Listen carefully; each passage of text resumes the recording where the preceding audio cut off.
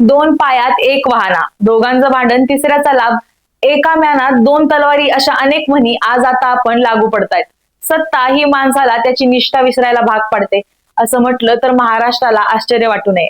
कारण सध्या प्रत्येक राजकारणी हा सत्तेच्या मागे लागलाय. मग त्याचा संघर्ष झाला तरी तो पक्षांतर्गत असो व विरोधी पक्षांसोबत, पण तो काही केल्या मागे हटत नाही.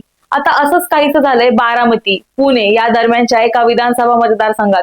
इथे चक्क एकाच पक्षातले आणि तेही मित्र पक्षातले दोन उमेदवार एकमेकांसमोर उभे ठाकलेत. कोण आहेत ते उमेदवार आणि का खेळली गेली अशी खेळी, याचा महायुतीला फायदा होणार की तोटा, जाणून घेणार आहोत प्राईम संवादच्या आजच्या भागात. नमस्कार, मी सारिका. प्राईम संवाद या युट्यूब चॅनलवरती आपणा सर्वांचं स्वागत करते. लोकसभा निवडणुकीत बारामतीचा सामना देशभरात गाजला. या सामन्यात उपमुख्यमंत्री अजित पवारांना शरद पवारांनी चांगलंच पाणी पाजलं. सुनेत्रा पवार विरुद्ध सुप्रिया सुळे या ननंद भाऊजाईच्या लढतीत ननंदबाई जिंकल्या. बारामती कोणाची या प्रश्नाचा निकाल शरद पवारांनी लावला. त्यावेळी महायुतीत बऱ्याच ठिणग्या उडाल्या होत्या. शिंदे सेनेच्या विजय शिवतारे तेव्हा भाजपमध्ये असलेल्या हर्षवर्धन पाटलांनी अजित पवारांना सहकार्य करण्याची भाषा केली आणि शिवतारेंनी तर अपक्ष लढत बंडखोरीचा पवित्रा घेतला होता. पण वरिष्ठ नेत्यांच्या शिष्टाईनं शिवतारेंची भाषा बदलली. त्यांनी बंडाचा झेंडा खाली ठेवला. पण आता विधानसभा निवडणुकीत पुन्हा एकदा अजितदादा विरुद्ध विजय बापू हा संघर्ष उफाळलाय. पुरंदरमध्ये महायुतीकडून शिंदे सेनेचे विजय शिवतारे अधिकृत उमेदवार असताना अजित पवारांच्या राष्ट्रवादीनं संभाजी झेंडे यांना उमेदवारी दिली आहे. त्यामुळे मतदारसंघात मैत्रीपूर्ण लढतीची शक्यता निर्माण झाली आहे. महायुतीचे दोन उमेदवार असल्याचा फायदा काँग्रेसच्या संजय जगताप यांना होऊ शकतो.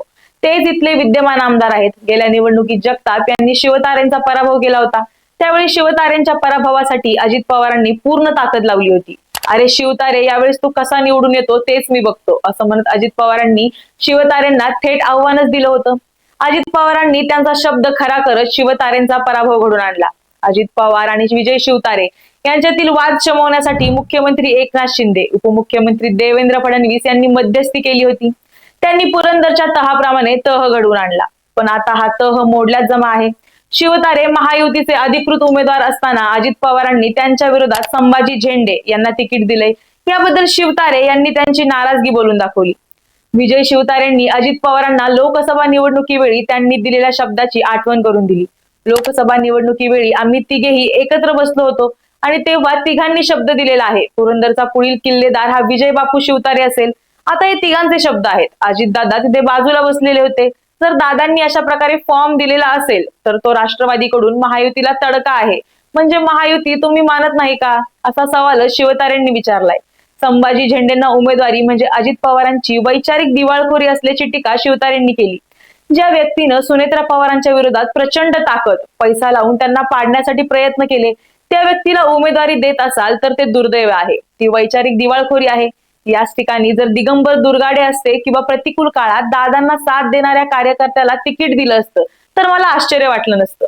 पण ही उमेदवारी म्हणजे निव्वळ वैचारिक दिवाळखोरी आहे, अशा शब्दात शिवतारे यांनी अजित पवारांवर बरसले. आता मुळात हा संघर्ष आता सुरू झालाय का, तर नाही. हा संघर्ष विजय शिवतारे राष्ट्रवादी काँग्रेसमधून शिवसेनेत आल्यापासून सुरू आहे. काय आहे हा संघर्ष ते आता पाहूया. अजित पवार हे फार पूर्वीपासून महाराष्ट्राच्या राजकारणातील एक शक्तिशाली व्यक्तिमत्व आहेत. त्यांचा प्रभाव राज्यभर, विशेषतः पुणे आणि आसपासच्या भागात पसरलेला आहे.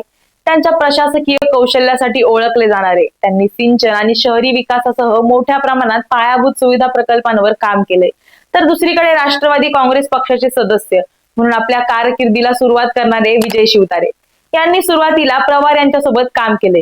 शिवतारे यांनी पवार यांच्या पक्षातील उंचीचं कौतुक केलं आणि त्यांच्या मार्गदर्शनाखाली पुणे जिल्ह्यात काम केलं. या टप्प्यात शिवतारे यांनी राष्ट्रवादीच्या विचारसरणीशी जुळवून घेतलं आणि विशेषतः पुरंदर मतदारसंघात त्यांचा पाया मजबूत करण्यावर भर दिला.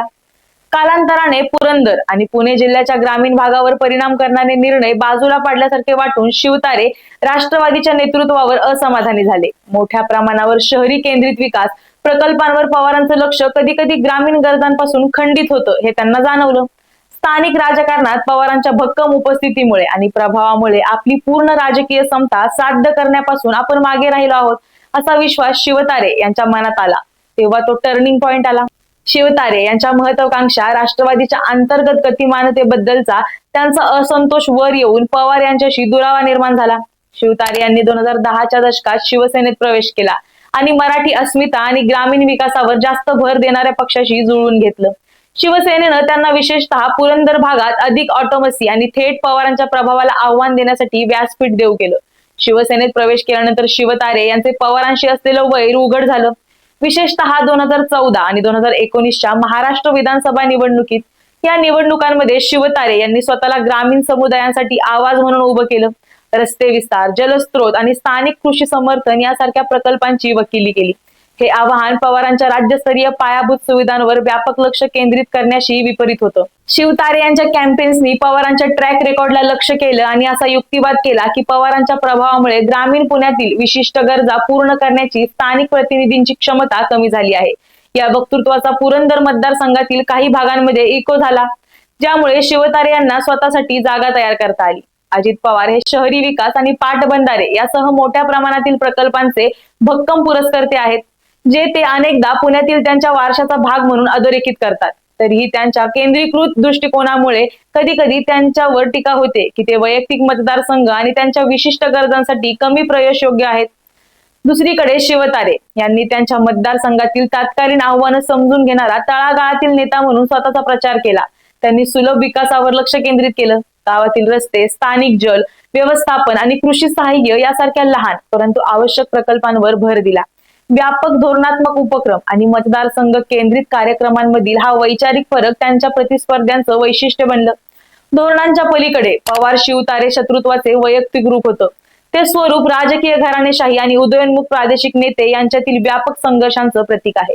पुण्यातील पवारांच्या वर्चस्वामुळे शिवतारे यांच्यासह जिल्ह्यातील इतर नेत्यांच्या महत्वाकांक्षेवर अनेकदा पडदा पडला. शिवतारे यांच्यासाठी पवारांना आव्हान देणं हे महाराष्ट्रातील राजकीय घराण्यातील सत्तेच्या कथित केंद्रीकरणाविरुद्धच्या मोठ्या लढ्याचं प्रतीक होतं. अलीकडच्या काळात महाराष्ट्राच्या राजकारणात अजित पवार यांच्या भाजपशी जुळवून घेतल्याने परिदृश्य पुन्हा बदललंय. शिवतारे यांची शिवसेना शिंदे गटाशी असलेली जुळवाजुळव आणि अजित पवार यांच्या विकसित होत असलेल्या युतीमुळे त्यांच्या शत्रुत्वाला नवे पदर पडलेत. शिवतारे यांनी पुरंदरच्या विकासाच्या मुद्द्यावर लक्ष केंद्रित करणं सुरू ठेवलं, पण अजित पवारांच्या राज्यव्यापी पोहोचेमुळे त्यांना प्रादेशिक धोरणात्मक उपक्रम आणि संसाधन वाटपाच्या माध्यमातून मतदारसंघांवर अप्रत्यक्षपणे प्रभाव टाकता येतोय. त्यामुळे विजय शिवतारे कोंडीत सापडलेत.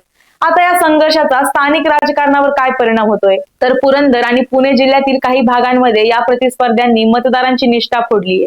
काहींनी पवारांना त्यांचा अनुभव आणि प्रशासकीय ताकद यासाठी पाठिंबा दिलाय, तर काहींनी शिवतारे यांना त्यांच्या तळागाळातील संपर्क आणि थेट सहभागासाठी पाठिंबा दिलाय.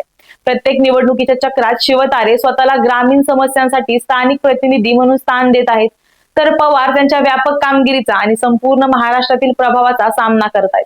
याचा प्रत्यय या निवडणुकीतही चांगलाच येणार आहे. मुख्य म्हणजे आता पुरंदरमध्ये महायुती विरुद्ध महायुती असा संघर्ष आपल्याला पाहायला मिळणार आहे. अर्थात आता अजितदादा उपमुख्यमंत्री असल्यामुळे त्यांचा फक्त पुणे आणि पुरंदरमध्येच नाही तर राज्यामध्ये दबदबा आहे. त्याचप्रमाणे शिंदे सरकारच्या काळातील योजनांचा फायदा महायुतीला होऊ शकतो. पण याचबरोबर हेही लक्षात घ्यायला हवं की लोकसभेत बारामती ही शरद पवारांच्या बाजूने झुकली होती. आगामी निवडणुकीत पवार शिवतारे यांच्यातील वादामुळे मतांचं विभाजन होऊ शकतं, निष्ठा बदलू शकतात आणि मतदानाच्या प्राधान्यांमध्ये शहरी ग्रामीण विभागणी अधिक मजबूत होऊ शकते. आता या विधानसभेमध्ये नक्की काय होणार? पुरंदर अजित पवारांना मत देणार की विजय शिवतारेंच्या खाल्ल्या मिठाला लागणार, हे पाहणं महत्वाचं ठरणार आहे. याबाबत तुम्हाला काय वाटतं? अजित पवार आणि शिवतारे संघर्ष या निवडणुकीत मिटणार की तो अजून भडकणार? याचा महायुतीवर काय परिणाम होणार? यामुळे अजित पवारांना पुरंदरात फटका बसू शकतो का? हे आम्हाला कमेंट सेक्शन मध्ये नक्की सांगा आणि प्राईम संवाद या युट्यूब चॅनलला सबस्क्राईब करायला विसरू नका. धन्यवाद.